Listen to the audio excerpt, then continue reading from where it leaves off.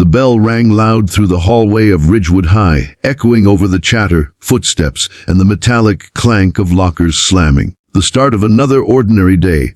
Ordinary for everyone except for the girl who just transferred in that morning. Her name was Lena Carter, quiet, small, framed, with her brown hair tied neatly in a ponytail.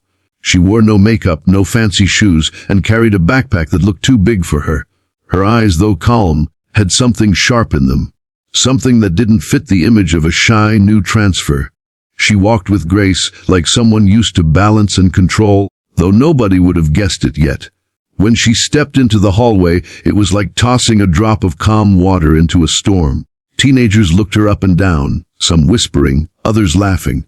It was high school, a place where difference was noticed before kindness. She kept her head down, moving carefully toward her locker, hoping to stay invisible.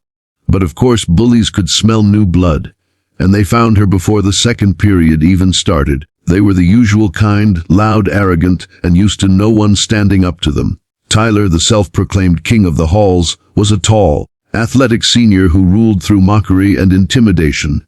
His two friends, Jake and Mason, followed him like shadows.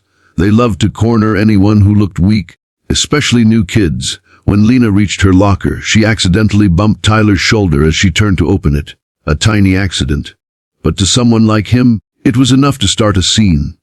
"Watch where you're going, newbie." Tyler sneered, his voice loud enough to draw a few onlookers. Lena froze for a moment, clutching her notebook. I'm sorry, I didn't mean to," she said softly. Her tone wasn't fearful. It was measured, controlled, but the bullies only heard what they wanted. Jake laughed. "She's apologizing already, bro." Classic. Mason grinned.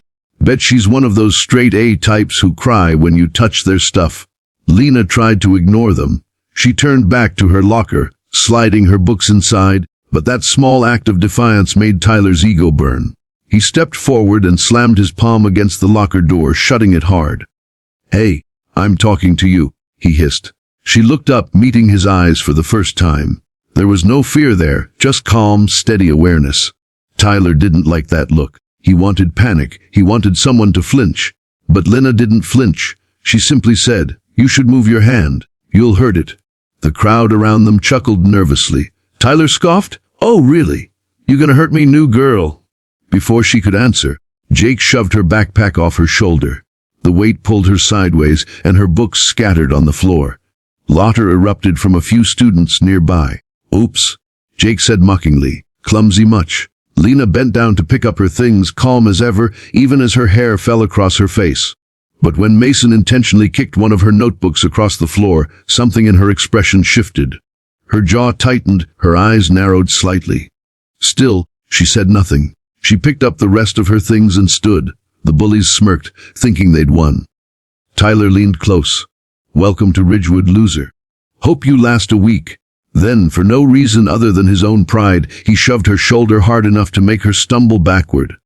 She hit the floor, her bag spilling open again. Gasps filled the hallway. The teachers were in class, no one interfered. Students watched, recording with their phones. For 2 seconds, Lena sat on the cold tile floor, motionless. Then she exhaled slowly, brushed her hair behind her ear, and stood up, not like a scared victim, but like a calm storm. Her shoulders straightened, her breathing slowed, and she stepped forward. Tyler laughed. "What, you gonna cry?" But the laughter cut short when Lena looked up, her voice even. "You should walk away now." The crowd fell silent. Jake blinked. "What did she just say?" Mason snickered. Tyler smirked. "You got a mouth on you? Huh. Let's see if you can back it up." He reached for her shoulder again, but before his hand could touch her, Lena moved. It happened too fast for the eye to follow. 1 second he was towering over her, the next his wrist was caught in her grip, twisted perfectly, and his knees buckled as she redirected his balance. A clean, effortless judo move, kote geishi, and Tyler hit the floor hard, flat on his back. The hall went dead silent. Lena stepped back, calm, her hand still hovering where his wrist had been. Tyler groaned, clutching his arm. "What the?" he muttered, trying to stand.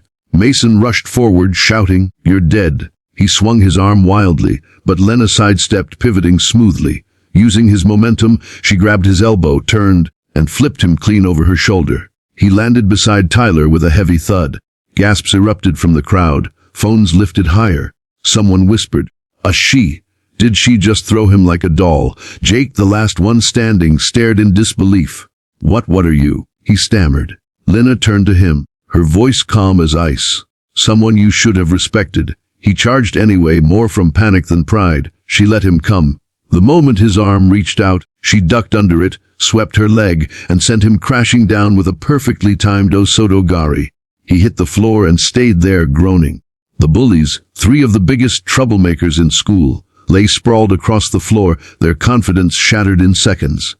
The hallway erupted into whispers, disbelief, and awe. A few clapped, others just stared. Lena picked up her backpack quietly, dusted it off, and looked down at the 3. "You should be careful next time," she said softly. "Judo uses your own force against you." As she turned to walk away, a teacher finally rushed out of a classroom, startled by the noise. "What's going on here?" the teacher demanded, seeing the boys on the floor. But before anyone could answer, the students began speaking at once. She didn't start it. They knocked her down first. She just flipped them like it was nothing. The teacher's eyes widened as she looked at Lena, who stood calmly in the middle of the hall, her books in hand. "Miss Carter, are you all right?" Lena nodded. "Yes, ma'am. Just picking up my books." Tyler groaned, trying to sit up. The teacher turned on him. "Tyler, my office now." The crowd began to disperse as the teacher dragged the bullies away, still dazed. A few students followed Lena, whispering questions. "Where'd you learn that? Was that karate or something?" "You just destroyed them." Lena smiled faintly and said, "Judo. I've been training since I was 9. One girl gasped, "Like for fun." Lena shrugged, "For balance, and sometimes for defense." As she walked toward her next class, the whispers followed her like a wave, some admiring, some shocked. But Lena didn't care. She wasn't there to impress anyone, she just wanted peace. What no one knew yet was that Lena was not just any martial artist.